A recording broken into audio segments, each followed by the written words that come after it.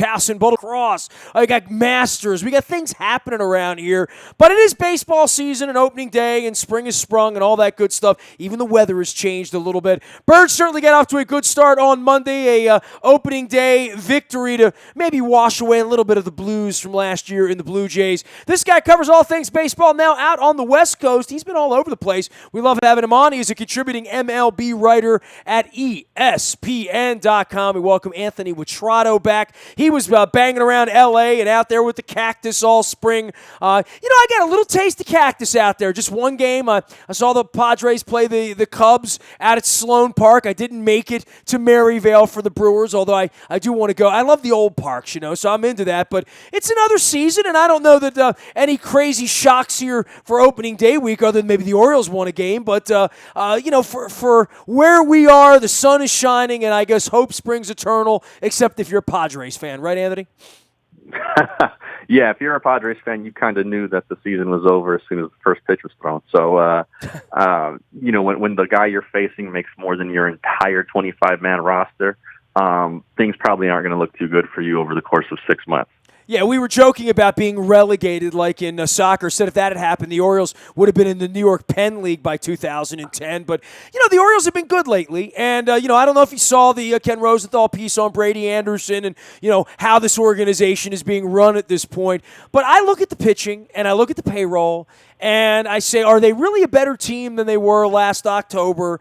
And maybe I'll be proven wrong 162 games from now, but I don't see it. And I had them at 78 wins, and I'm taking some heat here and being the negative guy and all that stuff. I think Buck and Duquette have put their finger in the dike and kind of held this thing together the last couple of years. Certainly they had a nice run 2 years ago, but I have them at 78 wins because I don't see their pitching. I don't know how they're going to pitch their way out of this. Yeah, that division is really fickle. It seems like every team every year is one or two injuries away from falling out of contention. And if they stay healthy, they can be at the top of the division. And that can't be said for every division in baseball. It's been unique a little bit for that one for the last few years, at least, I think. And with Baltimore, if Tanaka gets hurt in New York and if the Blue Jays lose some of their guys or Stroman, goes down for a little bit, I mean, it really does open up different avenues. And if Baltimore can stay healthy, they have a shot. But I'm with you. I don't like their pitching. And all things being equal, meaning every team stays healthy, I just don't think they did enough in the offseason to contend with rosters that are healthy in Boston, New York, or Toronto. And mainly it's because of that rotation. I don't think that it's up to snuff, especially when they have to play 19 times against a healthy Yankees lineup, a healthy Blue Jays lineup, and a healthy Red Sox lineup. What is it with this beer league softball thing? I mean, last year it was sort of accidental, right? Like, they bought Trumbo, the old man got involved and decided he wanted to give Chris Davis $150 million, right? Which was probably ill-advised by his baseball people from all accounts. And now they're sort of hamstrung, and, Davis hit 220 last year, and who knows how that's going to roll this year, but no speed, nobody's getting on base. You look up and down the statistical, balance of last year, and all these guys with 30 home runs and less than 100 RBIs because nobody's ever on base. But that's a baseball thing, right? This home run, walk, strikeout thing. Yeah, that Chris Davis contract was really, really weird. I mean, you could go get, a number of guys who could do the exact same thing for, no joke, 1/25 of what they're paying Chris Davis. You look at in Oakland and in Milwaukee, and they have similar kinds of guys, and they're making minimal money. So that was odd. And home runs have become that, right? I mean, Alvarez is out of a job. Upton hit 20 home runs. He's not working. I mean, it's weird that people don't want these players, but all the baseball has looked at it this way. Yeah, I mean, Trumbo was on the market for a long time. Edwin Encarnacion was on the market for longer than we thought. Jose Bautista, too. I think that the power is still value, but I think that people understand you can get it other places for much, much cheaper than those kinds of guys. You look at Oakland and Milwaukee with what they did and going out and picking up guys who were released and guys who played in Asia last year. And Oakland has a guy who hit 42 home runs for him last year, and he had been released by Milwaukee. So you can find those kinds of guys. It's much like building a bullpen, I think, and in smaller market cities where they just they turn over kind of year to year because they know they can get some kind of production for cheaper. Anyway, with Baltimore, when they signed Davis, when they re-signed him, it was very clear the kind of offense they were looking at, and that they weren't going to address the real issue, which was their pitching. They're just going to try to bang it out with teams, and in that division especially, it doesn't work that way. You have to be able to stop some of those balls from going out of the park, and until they get to the ninth inning, they don't really have a guy who can do that on a consistently effective basis over the course of 32, 33 starts. They really don't. I like their the bullpen. Fact that they didn't even flirt. They didn't even flirt with anyone who could do that. That was. I would have took offense to that if I was an Orioles fan.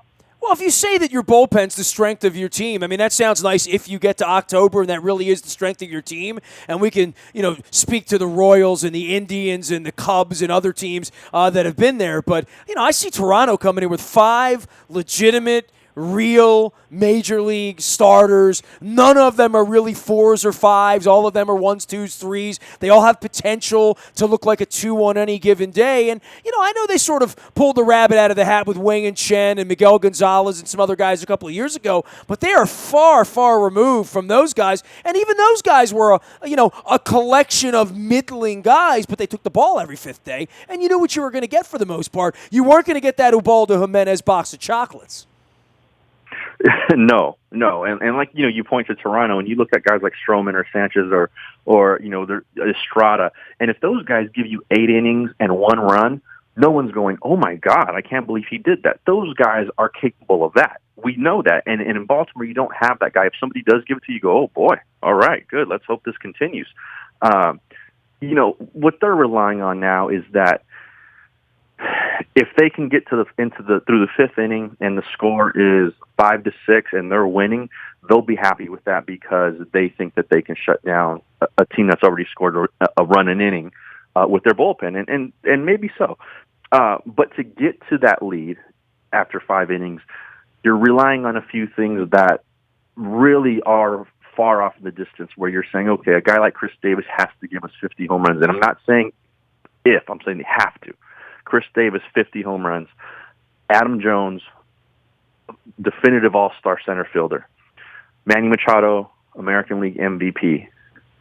You're looking at those kind, and Zach Britton obviously has to be a Cy Young candidate. Everything has to go perfect everywhere else because that's not going to go well, right? Exactly. And if one of those things falls off, their outlook on winning that division dramatically falls, not just a little bit, because they need every single one of those things to happen. You look at a team like the Dodgers.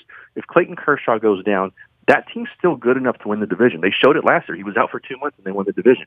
So there are teams that can sustain injuries to their best players or bad performances by their best players. The Orioles aren't one of those clubs, and that's why they're such a dangerous bet, because one, they have no pitching and in the rotation, and 2, all those things that I mentioned with the offense have to happen. Well, you mentioned, star players, and when Toronto lost Batista last year, they were okay. Speaking of star players being lost, I hear David Ortiz won't be playing for the Red Sox this year. You talk about taking something out. Everyone's hot and bothered about the Red Sox, and I get why. I mean, they've got the top of the rotation pitcher. They've got the young, emerging, ascending players. But, taking Ortiz out of there, there's going to be a cost to that, I think. Yeah, there is. I mean, you took an MVP candidate out of the lineup. That's going to, it doesn't matter who you are. You're not going to look as good. But they added a Cy Young candidate, and that is huge. We talked about keeping balls in the ballpark. Ortiz might hit 36 out, but Sale is going to give up 50% less than a guy who was in his spot last year in that rotation. So, huge pickup for them. And they have other MVP candidates, Mookie Betts and some of those other guys in that lineup who are young and improving. That team looks really good, and possibly for a really long time. Anthony Witrado joining us here from ESPN. You can find him at A Witrado. That's Witrado.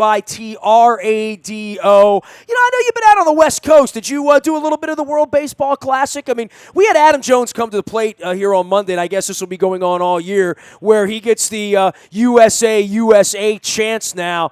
Man, I've been around a long time. I've never heard that at a baseball game. Yeah, very cool, man. Very, very cool. I'm glad Baltimore kind of received him that way. And I think what this World Baseball Classic has done in this country has created some excitement that I think will hold out over the next 4 years. And when we get to the next one, I think you're going to see guys like Mike Trout and some of those other American stars commit to playing on that team because I think they understood the passion and the level of excitement that there was this year for the World Baseball Classic. And so much was made about teams like the Dominican Republic and Puerto Rico and how they played the game and how they celebrated the game. And I think hopefully some American players took exception to that, not for how they did it, but that they weren't celebrated for having that same kind of passion. Because you know what? It's needed.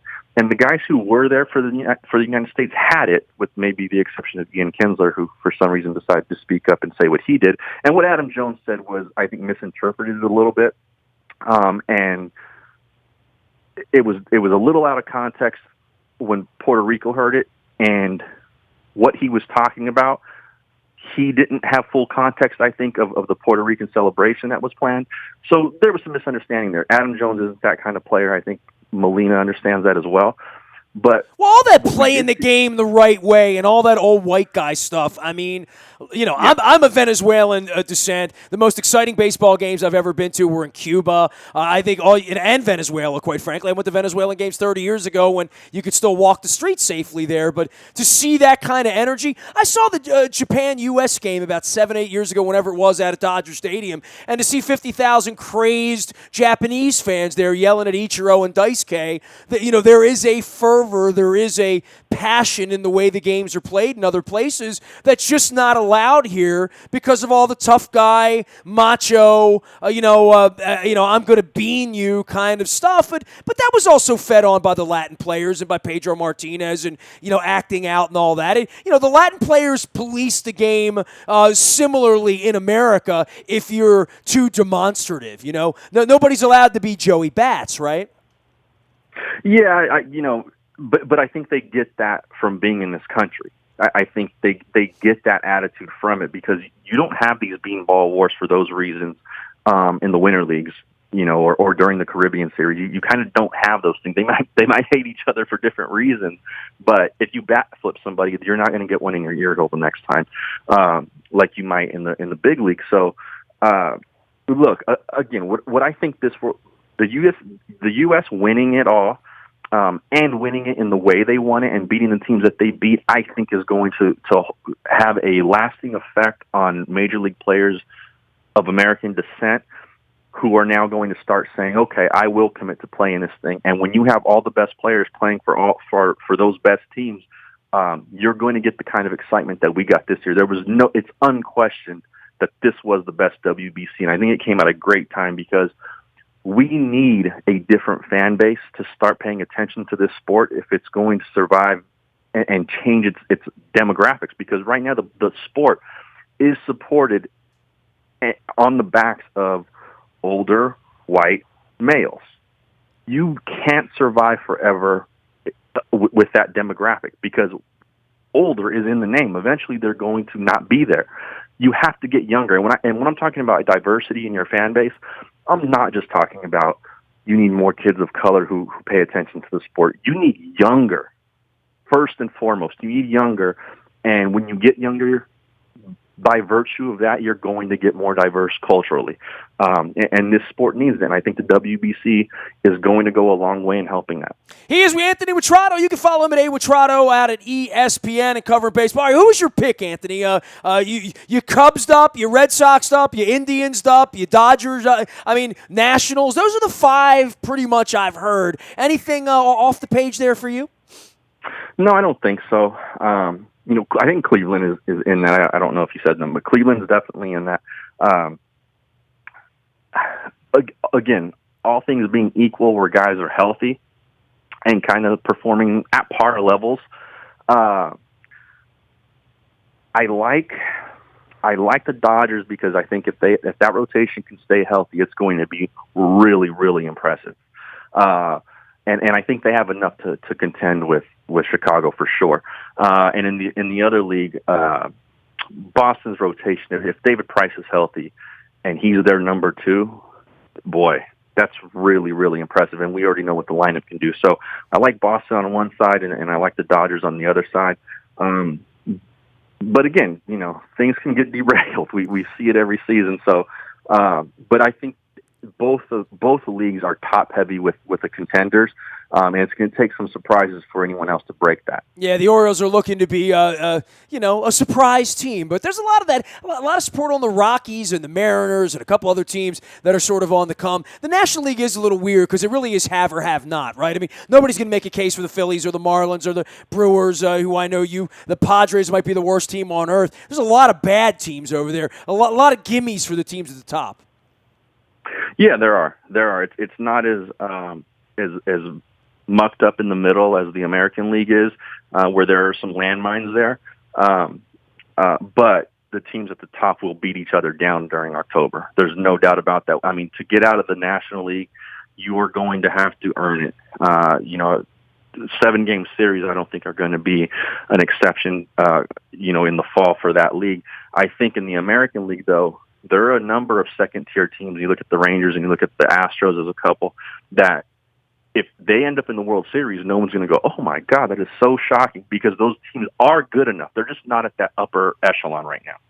Anthony, always great having you on, man. We'll be following your journey. Stay out there on the West Coast. Keep the sunshine going, and hopefully our paths will cross somewhere along the line. All right, man. Sounds You got good. it. Anthony Witrato from ESPN. A. Witrato out on Twitter. You can find him there. You can find me in the Buy a Toyota Audio Vault 24 hours a day from anywhere in the world, talking about baseball, hockey, basketball, football. We got the Liars Luncheon. We got the draft coming up. Things are happening. Trips to London. The schedule's coming out in 2 weeks. We're going to Green Bay. We're going to Nashville. We're going to Minnesota. We're going wherever the Raiders play, I think. I guess it's Oakland. Might be Vegas. I would go to Vegas. I don't have any problem with Oakland because it's near San Francisco. Maybe get some wine. Who knows? You can find me also anywhere the internet is served. To Facebook, Twitter, LinkedIn, Snapchat, Instagram, and, of course, on our Facebook Live as well as our YouTube WNSTV channel. We are WNST.net, AM 1570 and WNST Towson, Baltimore, and we never stop talking Baltimore sports.